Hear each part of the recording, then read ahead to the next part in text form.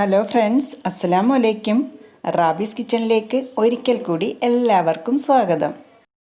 സദ്യയോടൊപ്പം ഒഴിച്ചുകൂടാൻ വയ്യാത്ത വിഭവമാണല്ലോ പച്ചടി. ഇന്ന് ഞാൻ 2 തരത്തിലുള്ള പച്ചടികൾ തയ്യാറാക്കാനായിട്ടാണ് വന്നിട്ടുള്ളത്. ഒരു പാൻ അടുപ്പിൽ വെച്ച് ചൂടാകുമ്പോഴേക്കും അതിലേക്ക് നമുക്ക് 1 ടീസ്പൂൺ അളവിൽ കടുക് ചേർത്ത് കൊടുക്കാം. കടുക് പൊട്ടിക്കഴിയുമ്പോൾ കരിയാതെ തന്നെ പെട്ടെന്ന് നമുക്ക് ഫ്ലെയിമിൽ നിന്നങ്ങ് മാറ്റിയെടുക്കാം. ഒരു മൺചട്ടി അടുപ്പിൽ വെച്ചിട്ട് അതിലേക്ക് 1 ബീട്രൂട്ട് ഗ്രേറ്റ് ചെയ്ത് ചേർത്ത് കൊടുക്കുകയാണ്. ഇതൊന്ന് കുക്ക് ചെയ്ത് വരാൻ വേണ്ടിയിട്ട് അല്പം വെള്ളം കൂടി ഞാൻ ഇതിലേക്ക് ചേർത്ത് കൊടുക്കുകയാണ്. ഇതേ സമയം തന്നെ മറ്റൊരു അടുപ്പിലേക്ക് ഒരു മൺചട്ടി വെച്ചിട്ട് അതിലേക്ക് 1.5 കപ്പ് അളവിൽ ചെറുതായി കട്ട് ചെയ്തിട്ടുള്ള വെള്ളരിക്ക ചേർത്ത് കൊടുക്കുന്നു. ഇതിലേക്കും അല്പം വെള്ളം കൂടി ഞാൻ ചേർത്ത് കൊടുക്കുന്നുണ്ട്.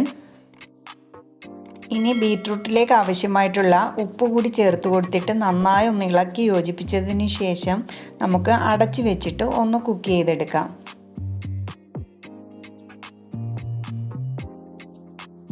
അതുപോലെ തന്നെ വെള്ളരിയിലും ആവശ്യത്തിനുള്ള ഉപ്പ് കൂടി ചേർത്ത് കൊടുത്തിട്ട് നന്നായിട്ടൊന്ന് മിക്സ് ചെയ്തെടുക്കാം. വെള്ളരിയിൽ വാട്ടർ കണ്ടൻറ്റ് ഉള്ളത് കൊണ്ട് തന്നെ ഞാൻ ഒരല്പം മാത്രമേ വെള്ളം ചേർത്ത് കൊടുത്തിട്ടുള്ളൂ. ഇനി നമുക്ക് ഇതും അടച്ച് വെച്ചൊന്ന് വേവിച്ചെടുക്കാം.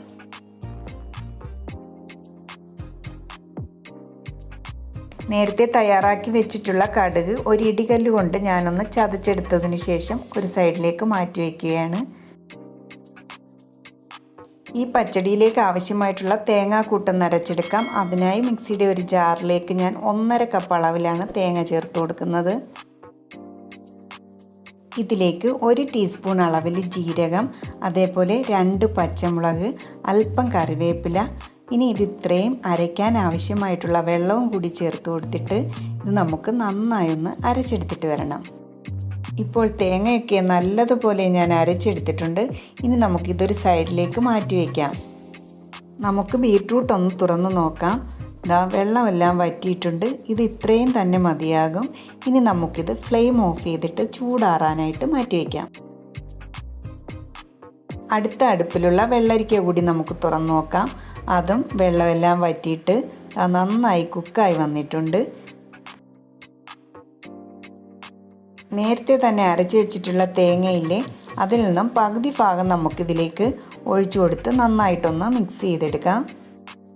ഇത് നന്നായിട്ടൊന്ന് ഇളക്കി യോജിപ്പിച്ചതിന് ശേഷം നമുക്ക് ഈ തേങ്ങയുടെ പച്ചമണമൊക്കെ ഒന്ന് മാറ്റിയെടുക്കാം.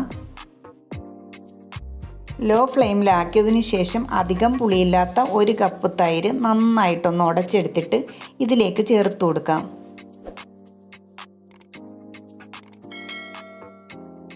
ഈ തൈരും വെള്ളരിയും എല്ലാം കൂടി നല്ലതുപോലെ ഇളക്കി യോജിപ്പിച്ചതിന് ശേഷം നേരത്തെ തയ്യാറാക്കി വെച്ചിട്ടുള്ള കടുകിൽ നിന്നും പകുതി ഭാഗം ഇതിലേക്ക് ചേർത്ത് കൊടുത്തിട്ട് ഇതെല്ലാം കൂടി നമുക്ക് നന്നായി ഒന്ന് മിക്സ് ചെയ്തെടുക്കാം. ഉപ്പ് നോക്കിയിട്ട് ആവശ്യമുണ്ടെങ്കിൽ അല്പം ഉപ്പ് കൂടി ഇതിലേക്ക് ചേർത്ത് കൊടുത്തിട്ട് ഫ്ലെയിം ഓഫ് ചെയ്ത് നമുക്കിത് ഒരു സൈഡിലേക്ക് മാറ്റി വയ്ക്കാം.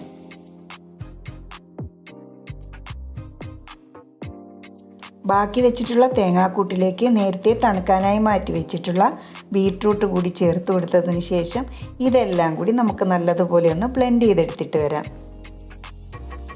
ഞാൻ നേരത്തെ ബീട്രൂട്ട് വേവിച്ചെടുത്ത മൺചട്ടിയിലേക്ക് തന്നെയാണ് ഈ അരച്ചെടുത്ത ബീട്രൂട്ട് കൂടി ചേർത്ത് കൊടുക്കുന്നത്. നമുക്ക് ഫ്ലെയിം ഓൺ ചെയ്തിട്ട് ഈ തേങ്ങയുടെയൊക്കെ ടേസ്റ്റ് ഒന്ന് മാറ്റിയെടുക്കുന്നത് വരെ ഒന്ന് ഇളക്കി കൊടുക്കാം.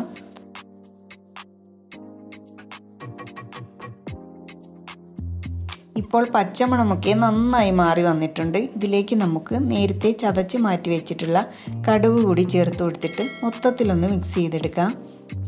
അവസാനമായി ഇതിലേക്ക് 1 കപ്പ് തൈര് കൂടി ചേർത്ത് കൊടുത്തതിന് ശേഷം നല്ലതുപോലെ ഒന്ന് മിക്സ് ചെയ്തിട്ട് ഫ്ലെയിം ഓഫ് ചെയ്യാം.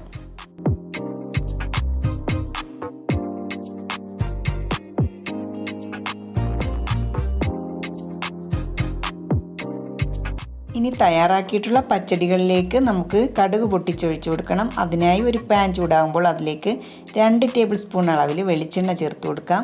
1 ടീസ്പൂൺ കടുകിട്ട് പൊട്ടിച്ചെടുക്കാം. കടുകൊന്ന് പൊട്ടിക്കഴിയുമ്പോഴേക്കും നമുക്കതിലേക്ക് 3 വറ്റൽമുളക് മുറിച്ചതും കുറച്ച് കറിവേപ്പിലയും കൂടി ചേർത്ത് കൊടുത്തിട്ട് ഒന്ന് ഇളക്കി യോജിപ്പിച്ചതിന് ശേഷം നമുക്ക് ഈ പച്ചടികളിലേക്ക് ഒഴിച്ചു കൊടുക്കാം. ഇപ്പോൾ സദ്യയോടൊപ്പം കഴിക്കുന്ന 2 പച്ചടികൾ ഇവിടെ തയ്യാറായി കഴിഞ്ഞിരിക്കുകയാണ്. അപ്പോൾ എല്ലാവരും ഈ രീതിയിലൊന്ന് ട്രൈ ചെയ്ത് നോക്കൂ. എൻ്റെ ചാനൽ ലൈക്കും ഷെയറും സബ്സ്ക്രൈബും ചെയ്യാൻ മറക്കരുതേ.